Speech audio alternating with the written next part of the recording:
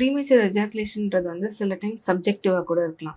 அதாவது வந்து இப்போது நிறையா வெப்சைட்ஸ் இல்லை இன்டர்நெட்ஸில் வீடியோஸ் பார்த்து அவங்க ப்ரொலாங்டாக ஆகுது, அப்போ தான் எஜாகுலேட் ஆகுது, அந்த மாதிரி மிஸ்கன்செப்ஷனில் கூட அவங்க சீக்கிரமாக வருதுன்னு நினச்சிக்கலாம். ஸோ அதை ஃபஸ்ட்டு கிளியர் அவுட் பண்ணணும். அண்ட் வந்து அது சம்டைம்ஸ் பார்ட்னர் ரிலேட்டடாக கூட இருக்கலாம்.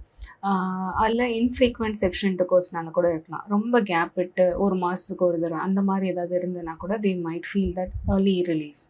அப்போது அது எப்படி சொல்லுவோம் அப்படின்னா, nearly like less than 2 minutes அப்படி அதுக்குள்ளே ரிலீஸ் ஆகுது, அவங்களுக்கு ஆர்கசம் வரல, இல்லை கிளைமேக்ஸ் ரீச் ஆகலை, அப்போ தான் அது வந்து premature ejaculation. But most of the time நம்ம பார்க்கும்போது சைக்கலாஜிக்கல் ரீசன்ஸாக இருக்கும். பட் ப்ரீமெச்சூர் எஜாகுலேஷன் நம்ம எக்ஸாமின் பண்ணி அவங்களுக்கு க்யூர் பண்ணுற அளவுக்கு இருந்ததுன்னா கண்டிப்பாக by some behavioral therapies and பார்ட்னருக்கு எஜுகேட் பண்ணும்போது இட் இஸ் கரெக்டபிள். ஸோ அதனால் வரி பண்ணுறதுக்கு அவசியம் இல்லை. பட் இன்ஃபர்டைல் பாப்புலேஷனில் என்ன ஆல்ரெடி அவங்க ரொம்ப ஆங்ஷியஸாக இருக்கிறதுனால மேல்ஸ் வந்து இதை சொல்கிறது ரொம்ப காமனாகவே இப்போ சொல்கிறாங்க. Like 30 to 40% of infertile patient with male factor அவங்க வந்து இது வந்து ஒரு பாயிண்ட்டாக ஒரு கம்ப்ளைண்ட்டாக வந்து சொல்கிறாங்க.